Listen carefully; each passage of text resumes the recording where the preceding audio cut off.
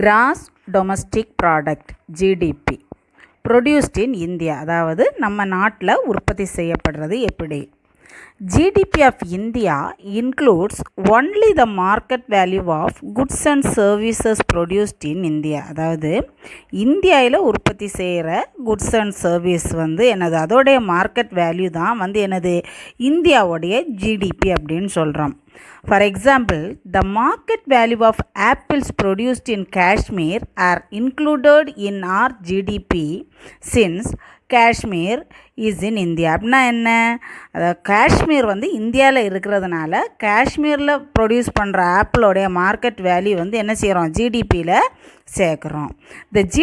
The market value of apples produced in California, even if they are sold in Indian markets, are not included in our GDP because California is in the US. அதே நேரத்தில் கலிஃபோர்னியாவில் உற்பத்தி செய்கிற ஆப்பிளோடைய market value என்னது ஜிடிபியில் சேர்க்க மாட்டோம், ஏன்னா California அமெரிக்காவில் இருக்குது.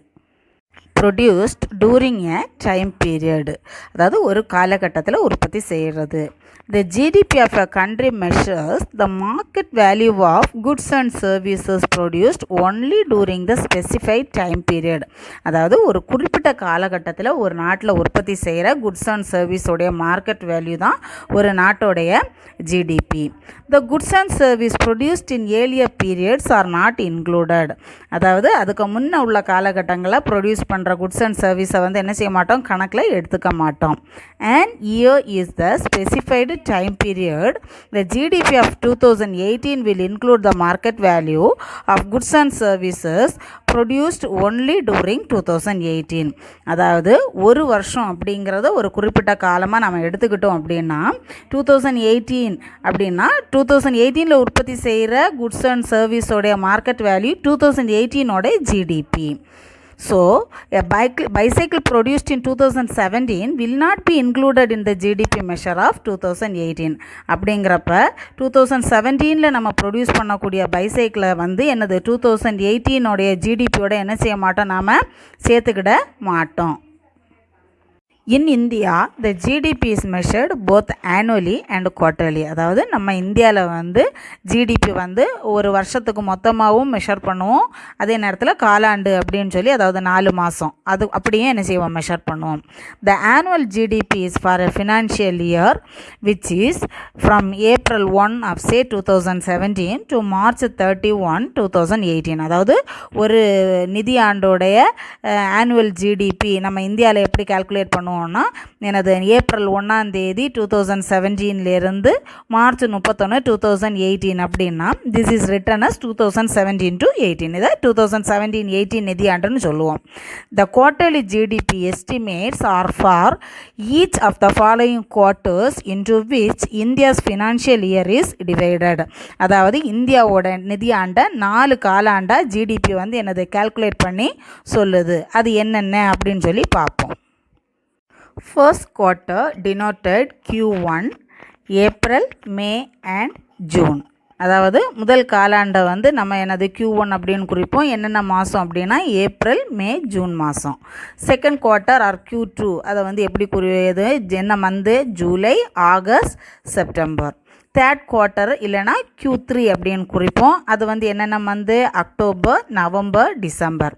ஃபோர்த் குவார்ட்டர் ஆர் Q4 இதை என்னென்ன மந்த்துக்கு வரும், ஜனவரி, பிப்ரவரி, மார்ச். அதாவது ஏப்ரல், மே, ஜூன் ஒரு குவார்ட்டர், ஜூலை, ஆகஸ்ட், செப்டம்பர் அடுத்த குவார்ட்டர், அக்டோபர், நவம்பர், டிசம்பர் அதுக்கு அடுத்த quarter.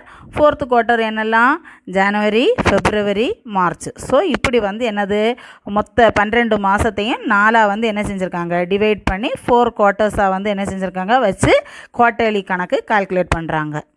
The annual GDP for financial year 2017 to 18 will include only the goods and services produced during this financial year and will exclude the goods and services produced in the previous years. அதாவது 2017-18 வருஷம் financial year நிதியாண்டை நம்ம கணக்கில் எடுத்துக்கிட்டோன்னா அப்போ உற்பத்தி செஞ்ச goods and சர்வீஸை அந்த வருஷத்தோடைய ஜிடிபியோட கணக்கில் நம்ம எடுத்துக்கிறோம். ஆனால் முந்தின வருஷம் உற்பத்தி செஞ்ச குட்ஸ் அண்ட் சர்வீஸை என்ன செய்ய மாட்டோம், கணக்கில் எடுத்துக்கிட மாட்டோம். Likewise, GDP for Q2 will include only the goods and services produced in Q2 and will not include the goods and services produced in Q1. அதே மாதிரி இந்த காலாண்டு நம்ம எடுத்துக்கிட்டோம் அப்படின்னா Q2 உடைய ஜிடிபியை வந்து எனது Q2ல அந்த காலாண்டில் உற்பத்தி செய்யப்பட்ட குட்ஸ் அண்ட் சர்வீஸில் மட்டும்தான் கணக்கில் எடுத்துக்கிடுவோம். Q1ல உற்பத்தி செஞ்ச குட்ஸ் அண்ட் சர்வீஸை வந்து என்ன செய்ய மாட்டோம், Q2ஓட ஆட் பண்ணி மாட்டோம். Gross domestic product GDP definition, அதாவது ஜிடிபியோடைய வரையறை என்ன? Gross domestic product GDP represents the economic health of a country. அதாவது கிராஸ் டொமஸ்டிக் ப்ராடக்ட் அப்படிங்கிறது எதை குறிக்குது அப்படின்னு சொன்னால் எனது ஒரு நாட்டுடைய பொருளாதார நலம், economic health. It represents the sum of a country's production which consists of all purchases of goods and services used by individuals, firms, foreigners and the governing bodies. அதாவது ஒரு நாட்டில் இருக்கக்கூடிய எனது இண்டிவிஜுவல்ஸ்னால் தனிநபர், ஃபர்ம்ஸ்னால் குழுக்கள், ஃபாரினர்ஸ்னால் வெளிநாட்டவங்க, கவர்னிங் பாடிஸ்னால் எனது ஆட்சியில் இருக்கிறவங்க. ஸோ இவங்க மூலமாக வரக்கூடிய எல்லா குட்ஸ் அண்ட் சர்வீஸை உள்ளடக்கின நாட்டோடைய ஒட்டுமொத்த உற்பத்தியை வந்து எனது இது வந்து குறிக்கிறது தான் வந்து என்னது இந்த கிராஸ் டொமஸ்டிக் ப்ராடக்ட், அதாவது ஜிடிபி அப்படின்னு சொல்லி நாம் என்ன செய்வோம் சொல்லுவோம். The monetary value of all the finished goods and services produced within a country's border in a specific time period. அதாவது ஒரு குறிப்பிட்ட காலத்தில் ஒரு நாட்டுடைய எல்லைக்கு உள்ள உற்பத்தி செய்கிற எல்லா குட்ஸ் அண்ட் சர்வீஸோடைய எனது பண மதிப்பை தான் வந்து எனது குறிக்கும்.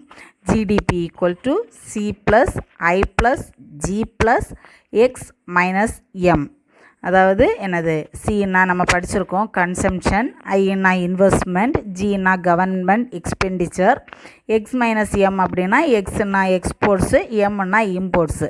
இது நீ கொஞ்சம் முன்னாடி ரிப்பீட் பண்ணி பார்த்தேன்னா ஜிஎன்பிக்கு வந்து எனது இதில் வந்து என்னது கூட ஆட் ஆகியிருக்கும், என்எஃப்ஐஏ கூட ஆட் ஆகியிருக்கும். என்எஃப்ஐஏன்னா என்னது நெட் ஃபேக்டர் இன்கம் அப்ராட், அதாவது நம்ம ஃபாரின்லேருந்து வரக்கூடிய எனது நிகர வருமானம் அப்படின்னு சொல்லி அது மட்டும் இதில் மைனஸ் ஆகி வரும். The modern concept of GDP was first developed by Simon Kuznets for a US Congress report in 1934. அதாவது 1934 வருஷம் காங்கிரஸோடைய ரிப்போர்ட் படி எனது சைமன் குஸ்னெட் அப்படிங்கிறவரால் தான் எனது ஜிடிபியோடைய நவீன கருத்து முதல்ல வந்து என்ன செஞ்சது, உருவாக்கப்பட்டது. அதாவது யூஎஸ் காங்கிரஸ். ஓகேவா? Methods of calculating GDP, expenditure approach, அதாவது செலவு இல்லையா. So in this method the GDP is measured by adding the expenditure on all the final goods and services produced in the country during a specified period. அதாவது இந்த முறையில் எனது GDP வந்து எனது ஒரு குறிப்பிட்ட காலத்தில் ஒரு நாட்டில் ப்ரொடியூஸ் பண்ணக்கூடிய எல்லா குட்ஸ் அண்ட் சர்வீஸுக்கு நம்ம செய்யக்கூடிய எனது செலவு, மொத்த செலவுடைய கூட்டுத்தொகை அப்படின்னு சொல்லலாம். The different types of expenditure are shown in this equation. Y equal to C plus I plus G plus X minus M. என்ன ஈக்குவேஷன் அப்படின்னா எனது ஒய் ஈக்குவல் டு எக்ஸ்பெண்டிச்சரை எனது சின்னா கன்சம்ஷன், ஐன்னா இன்வெஸ்ட்மெண்ட்டு, ஜின்னா எனது கவர்மெண்ட் எக்ஸ்பென்சஸ், எக்ஸ் மைனஸ் எம்னா எனது export import, இப்படியெல்லாம் படிச்சிருக்கோம் இல்லையா. So இதில் சொல்லலாம்.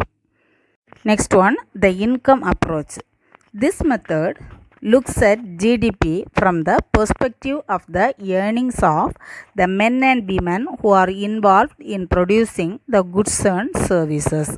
அதாவது இந்த முறையில் வந்து குட்ஸு சர்வீஸு இதை ப்ரொடியூஸ் பண்ணுறதுக்கு ஈடுபடுற ஆண்கள் பெண்கள் இவங்களுடைய இன்கம்மை வந்து கால்குலேட் பண்ணி எனது ஜிடிபியை வந்து எனது இந்த சொல்லுது. அதாவது இந்த இன்கம் இது அப்ரோச்சில் வந்து எனது ஜிடிபி எப்படி கால்குலேட் பண்ணுறோம் அப்படின்னா எனது the income approach of measuring GDP is Y equal to wages plus rent plus interest plus profit. அதாவது வேஜஸ்னால் என்னது கூலி, ரெண்டுனா வாடகை, இன்ட்ரெஸ்ட்னா என்னது வட்டி, ப்ராஃபிட்னா என்னது நமக்கு வரக்கூடிய லாபம். சரியா? இது எல்லாத்தையும் சேர்த்து தான் வந்து எனது இன்கம் அப்ரோச்சு சொல்கிறோம். வேல்யூ ஆடட் அப்ரோச், அதாவது மதிப்பு கூட்டு முறை. A cup of tea served to you in a hotel is a final good. ஒரு ஹோட்டலில் உனக்கு சர்வ் பண்ணக்கூடிய ஒரு cup of tea வந்து என்னது ஒரு final good. The goods used to produce it, tea powder, milk and sugar are intermediate goods since they form a part of the final good, the cup of tea. அதாவது இப்போ இதை உருவாக்குறதுக்கு பயன்படுத்தக்கூடிய பொருட்கள் என்னெல்லாம், டீ பவுடர், மில்க்கு, சுகர், இதெல்லாம் intermediate good. ஏன்னா இதெல்லாம் வந்து எனது ஃபைனல் குட்டான டீயை உருவாக்குறதுக்கு எனது ஒரு part. One way to measure the market value of the cup of tea is to add the value produced by each intermediate good used to produce it. அதாவது இந்த கப் ஆஃப் டீயோடைய மார்க்கெட் வேல்யூவை நம்ம calculate பண்ணுறதுக்கு ஒரு வழி என்ன அப்படின்னு சொன்னால், அதில் இருக்கக்கூடிய இன்டர்மீடியட் குட்ஸோடைய வேல்யூவை எல்லாம் ஆட் பண்ணுறது. Each intermediate good, the tea powder, milk and sugar adds value to the final output, the cup of tea. அதாவது ஒவ்வொரு இன்டர்மீடியட் குட்டான எனது பொருளான எனது டீ பவுடர், மில்க்கு, சுகர், இது வந்து எனது ஃபைனல் அவுட்புட்டான அந்த டீயோடைய வேல்யூவை வந்து என்ன செய்து ஆட் பண்ணி நம்ம சொல்ல முடியுது. In the value added approach, the value added by each intermediate good is summed to estimate the value of the final good. அதாவது இந்த வேல்யூ ஆடட் அப்ரோச் முறையில், அதாவது மதிப்பு கூட்டு முறையில் ஒவ்வொரு இடைநிலை பொருளோட மதிப்பை வந்து நம்ம கூட்டுறப்ப எனது ஃபைனல் குட்டோடைய வேல்யூவை வந்து என்ன செய்யலாம், கால்குலேட் பண்ணலாம். The sum of the value added by all the intermediate goods used in production gives us the total value of final goods produced in the economy. அதாவது இந்த ப்ரொடக்ஷனுக்கு நம்ம யூஸ் பண்ணுற எல்லா இன்டர்மீடியட் குட்ஸோடைய வேல்யூவை சேர்க்குறப்ப எனது எக்கானமியில் ப்ரொடியூஸ் பண்ணுற எனது ஃபைனல் குட்டோடைய மொத்த மதிப்பு வந்து என்ன செய்யுது, நமக்கு கிடைக்குது. அதாவது இந்த வேல்யூ ஆடட் அப்ரோச் மூலமாக நம்ம டீயை வந்து எக்ஸாம்பிள் எடுத்துக்கிட்டோன்னா, டீ தூள், மில்க்கு, சுகர் இதையெல்லாம் ஆட் பண்ணும்போது உனக்கு என்ன கிடைக்கும், அதோடைய வேல்யூ ஆட் பண்ணும்போது டீயோடைய ஃபைனல் வேல்யூ கிடைக்கும். Next importance of GDP. ஜிடிபியோடைய முக்கியத்துவம் என்னென்ன? Study of economic growth. அதாவது ஒரு நாட்டோடைய பொருளாதார வளர்ச்சியை வந்து நம்ம ஆய்வு செஞ்சு தெரிஞ்சுக்கிறதுக்கு உதவுது. Unequal distribution of wealth. அப்புறம் நம்ம என்ன தெரிஞ்சுக்கலாம் அப்படின்னா, செல்வம் வந்து அன்ஈக்குவலாக டிஸ்ட்ரிபியூட் ஆகிருக்கு அப்படின்னு சொன்னால் எல்லா இடத்துலையும் ஒரு சமமான முறையில் இல்லாமல் எப்படி பரவி இருக்குது அப்படிங்கிறத பற்றி தெரிஞ்சுக்கலாம். Problems of inflation and deflation. இன்ஃப்ளேஷன்னா என்ன, பண வீக்கம், டிஃப்ளேஷனா பண வாட்டம் அப்படின்னு சொல்லுவோம். ஸோ இதை பற்றின சிக்கல்களை பற்றி நம்ம தெரிஞ்சுக்க முடியும். அடுத்தது comparison with developed countries in the world. So இந்த ஜிடிபி மூலமாக வந்து உலகத்தில் இருக்கக்கூடிய வளர்ந்த நாடுகள்கிட்ட நாம் ஒப்பீடு செய்கிறதுக்கு வந்து என்ன செய்யுது, இது பயன்படுது. அடுத்தது estimate the purchasing power. Purchasing பவர்னால் என்னது, நம்ம வாங்கக்கூடிய திறன். ஸோ இதை வந்து மதிப்பீடு செய்கிறதுக்கு உதவுது. அடுத்தது பப்ளிக் செக்டர், அதாவது பொதுத்துறை. சரியா, இதை பற்றி எல்லாரும் வந்து தெரிஞ்சுக்க உதவுது. அடுத்தது வந்து கைடு டு எக்கானமிக் பிளானிங், அதாவது பொருளாதார திட்டமிடுதல். இதுக்கு வந்து ஒரு வழிகாட்டியாகவும் என்ன செய்யுது, ஜிடிபி பயன்படுது. ஸோ இப்படி பல விதத்தில் வந்து என்ன செய்யுது, நமக்கு ஜிடிபி வந்து நமக்கு பயன்படுது. சரியா. Next one, limitations of GDP. லிமிட்டேஷன்ஸ்னால் ஒரு சில குறைபாடுகள் இல்லையா. The GDP is the most widely used measure of the state of the economy. அதாவது ஒரு நாட்டோடைய பொருளாதார நிலையை தெரிஞ்சுக்கிறதுக்கு ரொம்ப பரவலாக பயன்படுத்தக்கூடிய ஒரு நடவடிக்கை தான் வந்து மொத்த உள்நாட்டு உற்பத்தி, அதாவது GDP. While appreciating its usefulness, we should be aware of some of its limitations. So அதோடைய பயன்பாடுகளையெல்லாம் நம்ம ஏற்றுக்கொள்ளும் போது ஒரு சில குறைபாடுகள் அதில் இருக்குது. அதையும் வந்து நம்ம என்ன செய்யணும், தெரிஞ்சுக்கணும். So first one, several important goods and services are left out of the GDP. அதாவது ஒரு சில சந்தையில் விற்கக்கூடிய பண்டங்கள் மற்றும் பணிகள் வந்து சேர்க்கப்படலை. The GDP includes only the goods and services sold in the market. அதாவது மார்க்கெட்டில் வந்து வரக்கூடிய விலைக்கு வரக்கூடிய குட்ஸ் அண்ட் சர்வீஸ் மட்டும்தான் வந்து என்ன செய்யப்படுது, இந்த ஜிடிபியில் ஆட் ஆகுது. வேறு ஒரு சில முக்கியமான விஷயங்கள் விடுபட்டுருது.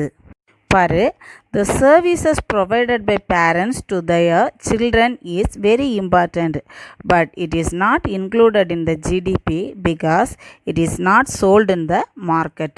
அதாவது பேரண்ட்ஸ் வந்து குழந்தைங்களுக்கு செய்யக்கூடிய சேவைகள் இது வந்து ரொம்ப முக்கியமானது. ஆனால் அதை வந்து என்னது நம்ம ஜிடிபியில் வந்து சேர்க்கலை. ஏன்னா அது என்ன செய்யலை, சந்தையில் விற்கப்படலை.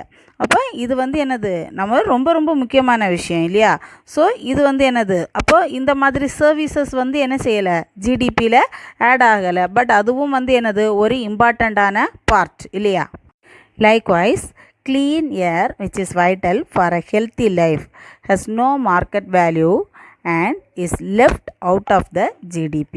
அதே மாதிரி எனது சுத்தமான காற்று இது வந்து ஹெல்த்தியான லைஃபுக்கு ரொம்ப ரொம்ப முக்கியம் சரியா. இதுக்கும் வந்து எனது மார்க்கெட்டில் மதிப்பு கிடையாது. அதனால் எனது மொத்த உள்நாட்டு உற்பத்தி அதாவது ஜிடிபியோடைய லிமிட்டேஷனுக்குள்ளே என்ன செய்யாது, இதுவும் வர்றது கிடையாது. See the next limitation. GDP measures only quantity but not quality. அதாவது ஜிடிபி வந்து குவான்டிட்டினா அளவு, அதை மட்டும்தான் மெஷர் பண்ணுது. குவாலிட்டினா தரம், அதை மெஷர் பண்ணலை.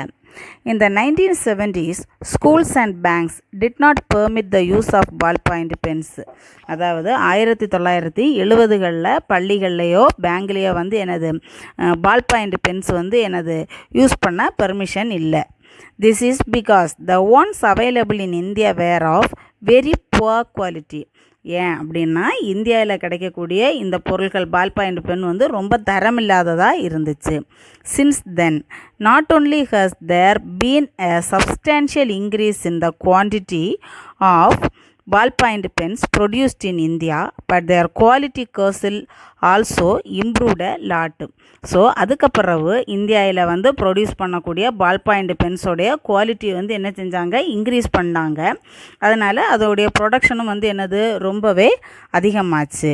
The improvement in quality of goods is very important, but it is not captured by the GDP. அதாவது ஒரு பொருளுடைய குவாலிட்டி அப்படிங்கிறது வந்து என்னது ரொம்ப ரொம்ப முக்கியம். பட் அது வந்து என்னது அந்த குவாலிட்டி இம்ப்ரூவ் பண்ணுறது எவ்வளவுக்கு இம்பார்ட்டண்ட்டாக இருந்தாலும் ஜிடிபியில் வந்து என்ன செய்யலை, அதை வந்து நம்ம ஃபாலோ பண்ணலை. ஸோ எனது முக்கியமான ஒரு லிமிட்டேஷன் வந்து எனது ஜிடிபி அளவை மட்டும்தான் மெஷர் பண்ணதே ஒழிய தரத்தை வந்து என்ன செய்யலை, அது மெஷர் பண்ணலை. Next one, GDP does not tell us about the way income is distributed in the country. அதாவது ஜிடிபி வந்து எனது நாட்டில் வருமானம் எப்படி டிஸ்ட்ரிபியூட் ஆகுது, அதாவது எப்படி பகிர்ந்தளிக்கப்படுது அப்படிங்கிறத என்ன செய்யலை, சொல்லலை. The GDP of a country may be growing rapidly, but income may be distributed so unequally that only a small percentage of people may be benefiting from it. அதாவது ஒரு நாட்டோடைய ஜிடிபி வந்து என்ன செய்யலாம், திடீர்னு இன்க்ரீஸ் ஆகலாம். ஆனால் வருமானம் வந்து என்னது ஈக்குவலான முறையில் வந்து என்ன செய்யலை, டிஸ்ட்ரிபியூட் ஆகலை. அதனால தான் ரொம்ப ஸ்மால் பர்சன்டேஜ், ரொம்ப கம்மியான பீப்புள் தான் வந்து என்னது அதனால் பயனடைகிறாங்க அப்படின்னு சொல்லி என்னது இந்த பாயிண்டில் சொல்லியிருக்கு. Next, the GDP does not tell us about the kind of life people are living. அதாவது ஜிடிபி வந்து மக்கள் எந்த மாதிரியான வாழ்க்கை வாழ்கிறாங்கங்கிறத எக்ஸ்பிளைன் பண்ணலை. A high level of per capita real GDP can go hand in hand with very low health condition of people, an undemocratic political system, high pollution and high suicide rate.